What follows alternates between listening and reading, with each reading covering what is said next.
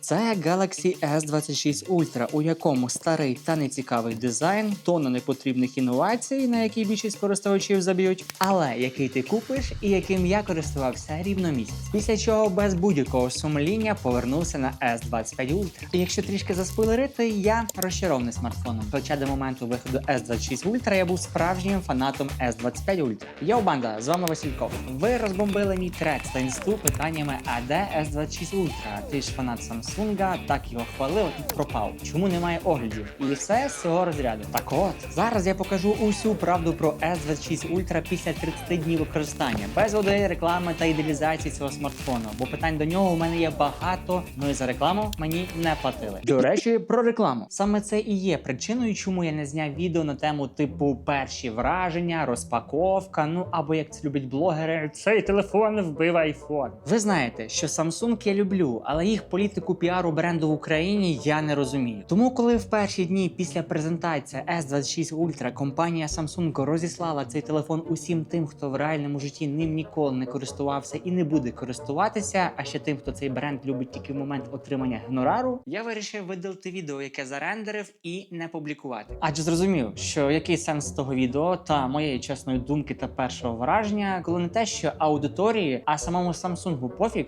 хто як представляє його бренд. Окей. Поговоримо про дизайн. І якщо чесно, я розчарований. Усі ті, хто слідкують за моїм каналом з першого дня існування, знають, як сильно я топлю за Samsung і як я перейшов на нього після 7 років користування iPhone. Ну але блін, поясніть мені, за що дизайнери Samsung отримують зарплатню? За те, що сплагіатили ось цей острівець безпеки, що хлапітака, який я купив рік тому для мого S25 Ultra? Ні, ну ви серйозно вважаєте, що високооплачуємі дизайнери мегакорпорації Samsung цілий рік трудилися, щоб злизати оцю шайбу з чохла Пітака та вважати це роботою, яка займає рік? Вибачте, забув, згрішив. Вони ще форму стилуса змінили, тому можна їм пробачити. Дайте мені запеху як у генерального дизайнера Samsung. І обіцяю, результат буде попіже. Окей, про дисплей. Samsung поставили у S26 Ultra нову матрицю. Головна фішка – 10-бітні градієнти кольору. Якщо поставити на екран градієнтний фон, то на S25 Ultra видно переходи кольору з ходинками, а на S26 Ultra вони повністю плавні. Так нам сказали на презентації, і звучить круто, правда? Але є нюанс. У реальному використанні YouTube, Instagram, ігри різницю неможливо помітити. І мало того, я як колорист-любитель скажу вам таке: 99% користувачів не будуть цим користуватися, бо вони взагалі не розуміють, що таке то 10 біт і з чим його їдять. Але навіть якби ми уявили, що всі власники Samsung то творчі люди, які працюють з зображенням, відео, кольором, то більшість контенту в інтернеті досі 8 біт, бо це стандарт як Rec 79. Тобто технічно дисплей кращий, але у щоденному використанні різниця мінімальна. Тож, якщо ви колорист, який планує використовувати телефон як референс-монітор, це буде вам корисно. Але я хз, який колорист, маючи планшет або референс-монітор, буде в телефоні сліпнути і намагатися щось там покрасити. Окей. Скажете, очкарік, ти що, вже не любиш Samsung? Люблю, тому знайшов за що його любити. Тож є одна функція дисплея, яка реально здивувала. Privacy Display. У S26 Ultra з'явилася апаратна технологія Privacy Display. Якщо дивитися на телефон під кутом, екран стає майже нечитабельним. І це не програмний фільтр, це робота самої матриці. І в реальному житті це дуже корисно, особливо коли сидиш у транспорті, коли хтось дивиться у твій телефон. І ще цікавіше те, що можна обрати конкретні додатки, де ця функція працює. І зараз вперше в історії людства я показую свої нюци. Щось бачите? А якби не Samsung, могли би побачити. І все це класно, але тут є мінус. Через цю технологію кути огляду стали трошки гірші, ніж у S25 Ultra. І це ще одна причина залишитись на S25 Ultra, що я і зробив. Цей телефон досі є моїм єдиним телефоном у користуванні і яким я задоволений на усі 80%.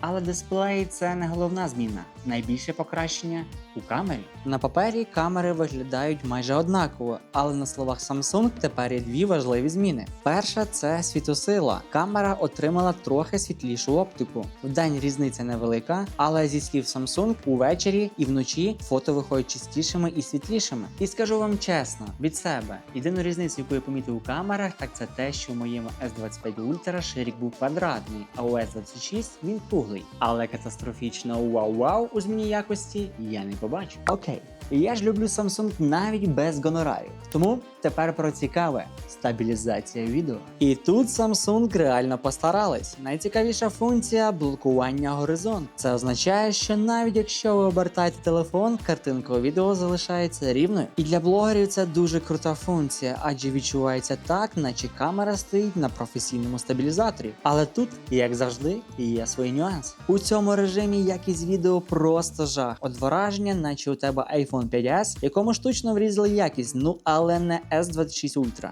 І ви скажете, потрібно більше світла. Samsung про це говорили. Мені студійне світло не допомогло. Але все ж є і позитив. Це Zero Shutter Lag. У S26 Ultra новий сенсор камери нового покоління, і він майже прибрав затримку затвора. Що це означає в реальному житті? Коли ви фотографуєте дітей, тварин, рухомі об'єкти, кадр виходить чітким, а не змазаним. І це одна з тих змін, яку не дуже піарить Samsung, та яку не видно у характеристиках, але дуже відчувається у повсякденному житті. За це лайк, цьом і обнімаш. Тепер про відео. Кожен блогер у своїх оглядах кричав: Samsung додали 8К 30 FPS у лог форматі. Інновація! Лише за це потрібно купляти S26 Ultra. Алло, народ! У S25 Ultra теж є 8К лог формат, і це не інновація. Це ще раз доводить той факт, що телефони повторно орзали тим, хто в них навіть не розібрався. Для тих, хто не шарить, лог – це логарифм, тобто відео, у якому низьке насичення та можливість на постпродакшені фарбувати та стилізувати ваше відео.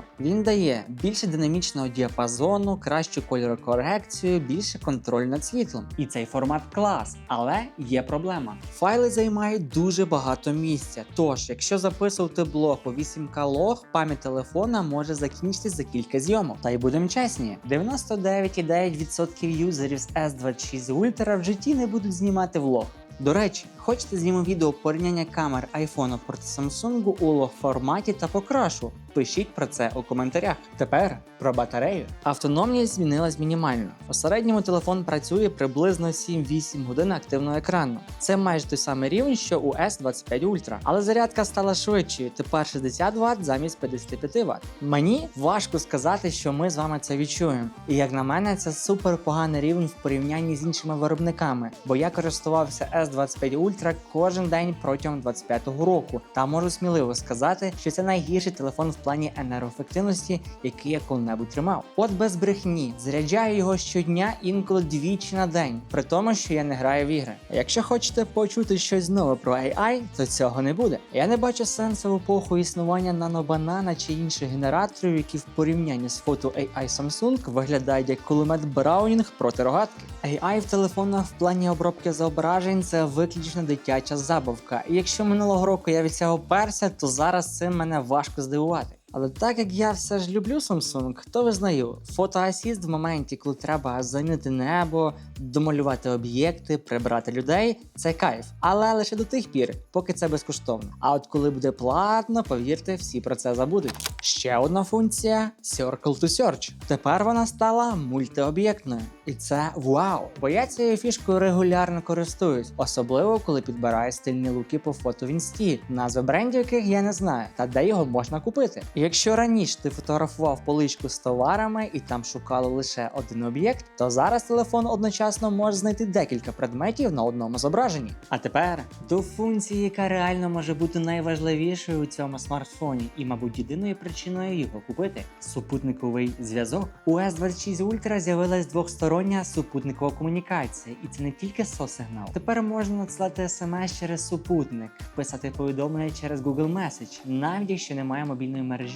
І взагалі, це працює у горах, у лісі, під час блекаутів. Фактично, це страховка у надзвичайних ситуаціях. Але в Україні цю функцію підтримує лише один оператор. Тож це така собі причина купувати через цей телефон.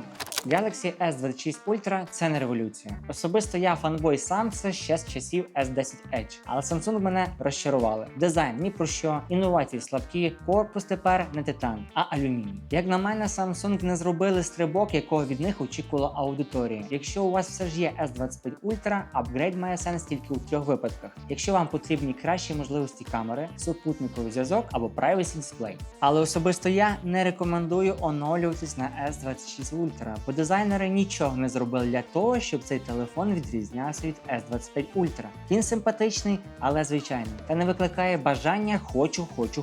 Можливо, ваша думка інша, але я лише намагаюсь зберегти ваші гроші та захистити вас від тих піарчиків, які в житті цим телефоном користуватись не будуть. Поважаю кожного з вас та дякую за довіру та підтримку. Не прощаюсь, з вами був ваш Васильков. Муа! До речі, хочете... Не смішіть, йобаний рот, чекай. До речі, хочете зніму відео... Таня, смійся, будь ласка, я бачу, ти смієшся. Я не сміюся. Вкуси собі губу.